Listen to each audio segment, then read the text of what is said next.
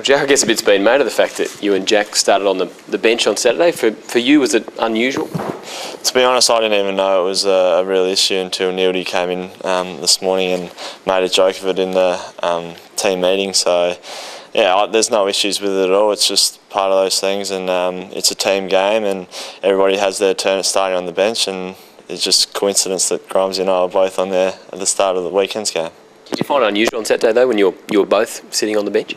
No, not at all. It's that's the way the game's gone these days. You know, we had 140 odd rotations throughout the game, so it's not odd to be on the bench for, it's only short stints, three or so minutes. So I was on back on the ground within 2 minutes of the game, so you don't really notice it. It's just a part of the game now. Do you think it'd be ideal, generally speaking, to have the captain on the ground at the start of the game? Do you have any sort of view on that? Look, from my point of view, I don't think it makes a real difference. Like, having one player on the ground is going to make a real big difference. As I said, it is a team game, and it's not about the individual person, it's about the team. And as I said, everyone has their turn starting on the bench, and this week it might be different. Who knows? It's sort of a bit personally though, would your preference to be in there first centre? If you're not centre square play, you'd like to just be in there from the start? Look, I haven't thought about it too much. I sort of start wherever my name is on the board, and I've got no issues.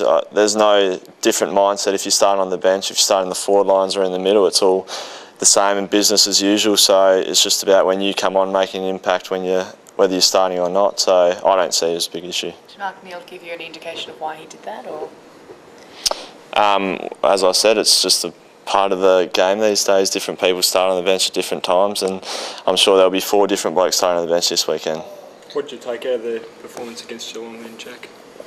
Yeah, there was some positive signs. Obviously, at the end of the day, we did lose, which is really disappointing. But I think it's been said, already that during the third quarter we were only 14 points down, and doing that against the reigning premiers down at their home ground, which is a pretty tough road trip as is a great effort. But it's more so about just the consistent 4-quarter effort. We've shown the last few weeks that we can match it with the best in little pieces of play. It's just about getting more consistency. You're heartened by the last 3 weeks, the Saints, Bulldogs, and now the Cats. You're encouraged by what the way you see. Pardon me, the way you seem to be going. Yeah, no doubt. I think you got to look at the bigger picture, and we are 0-6, but we have played against some pretty strong sides, and sides that have shown over the last decade or so that they're probably the best out there. And for Geelong, for instance, they're a club that we really look up to. They've got a great culture down there and great winning and a lot of success in the last few years. So to be able to match it with them in different parts of the game was really encouraging. But yeah, as I said, it's about the more consistent 4-quarter effort, and that's what we really got to get to. How do you rate Hawthorn's heading into Friday? Oh, they're right up there again.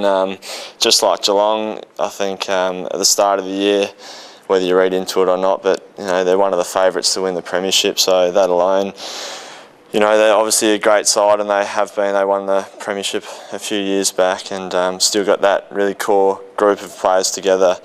And it's going to be another great challenge, but one that we're all really looking forward to. And the best way to measure how you're going is to come up against the best, and that's where you learn the most as well. The gradual improvement you made the last few weeks, has it been just the effort's been sustained longer, or is it just the players slowly coming to grips with what Mark wants you to do? Yeah, I think there's an element of that. Mark came in with total new systems and game plans, which is, it's going to take a while for boys to pick it up, and it's a very big contrast between our last game plan and the one we currently have now. So it's just a matter of the boys playing together and playing more games, because that's where you learn the most. And I think we're improving, and there's definitely been signs of improvement throughout each game. And I think if we keep going this way, then it'll keep going up like it has been, but it's more so about just playing more games and getting the boys playing to the structures, and we'll get there eventually. And I think it's when it actually turns around, it'll happen really fast, but it's just a matter of getting there. Yeah, the boys see the incident with Jack Viney and David Wojcinski in the VFL on the weekend? We were actually in warming up at the time of the actual incident, so I haven't seen anything of it, but It's just one of those unlucky ones, I suppose, and Vines is a pretty tough player, and for an 18-year-old he's got a lot of confidence and goes in really hard, which is a great sign for us, having him come on board next year. But yeah, I'm really feeling for him and Geordie Gisberts as well, because he broke his jaw, and coming back from an ankle injury, he'd been out for a while, and his first contest to break his jaw was really unlucky, but the boys are getting around them, and hopefully they'll be back soon enough. How's Geordie going? I mean, he was drafted same year as you, but as you say, he's just had no luck. How's he sort of coping with it all? Yeah, it's been a tough pre-season for him. Injuries will do that to you. There's plenty of instances where guys have missed whole seasons through injury, and Giz has been a bit unlucky the last couple of months with his ankle injury and now the jaw, so it's one of those ones that you can't do much about. It's just a matter of luck, but he's been working really hard and trying to develop himself as a strong inside mid, because that's what we see him as, and it's just about getting stronger and fitter, and I suppose more games into him, and he'll be better at the end of the day. Hawthorn are a side that have really got hold of you. They've got an 8-game winning streak against you, but a few times they've really torn into you. Just the importance of matching them in particular. You know, you've had some pretty bad games against them over the last few years. Have we? Yeah, I'm not. Yeah, all right. Well, look, you attack the game like any other, and as I said before, they're a great side, and they've shown over the last couple of years that they are one of the best going around. So we don't look into previous games we've had against them. It's all about this one coming up, and you can't really compare it to the last few years because it was a totally different team and totally different game plan. So, you know, you can read into it all you want, but we're just all about focusing on this week and all that we can do, and it's all about sticking to our structures and showing signs of improvement like we have been. Where do you think you're improving most, Jack?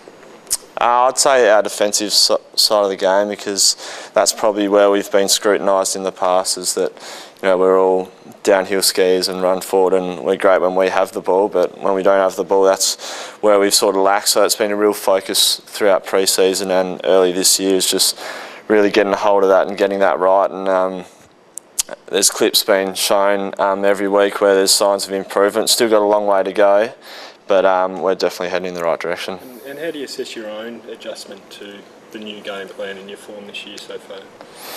Yeah, it's, I don't know, like for me personally, it's a really team defence sort of orientated game plan that we've got, and it involves absolutely everyone on the ground. So if there's one link in the chain that's sort of out, that's where we can fall down. So it's been a focus for every individual to make sure we're nailing that every week, and as a leader I've just got to be trying to lead by the way every week, and that's what I've been attempting to do, and make sure all the boys are playing their roles, which will result in us in better performances. But me personally, I've been really enjoying it, and you know, we've got a lot of confidence in what Mark's brought to the table and where we're going as a group, and you know, I'm really looking forward to the rest of the season to show more signs of improvement.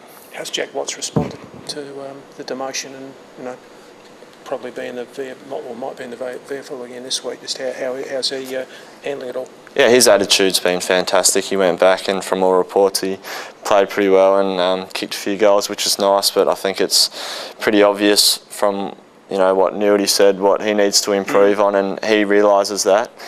But his attitude at training, and you know, seeking advice from senior players and different people around the place to, you know, how he's going to improve, and I can see him back in the side in the near future if he continues that way.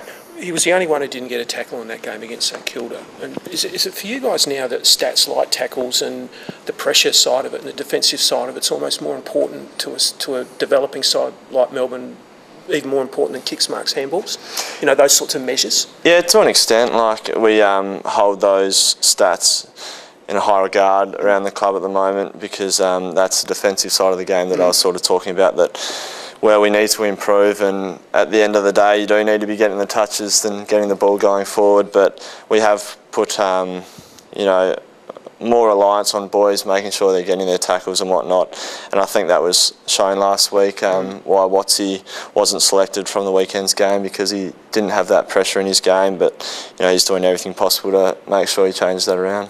And how's Liam Jarrah with one game behind him now, been this week around the place? Any notice of difference now that he's played a game of footy? Yeah, well, I think the thing with Liam is that obviously, you know, the best response you're going to get from him is when he's playing and he's up and about, and he's definitely really bubbly around the place and just really enjoying himself at the moment, which is great to see because he's been through some pretty tough times recently, and I think he performed pretty well on the weekend, and hopefully he'll go out and do the same thing, and it's just great to have him up and about around the place.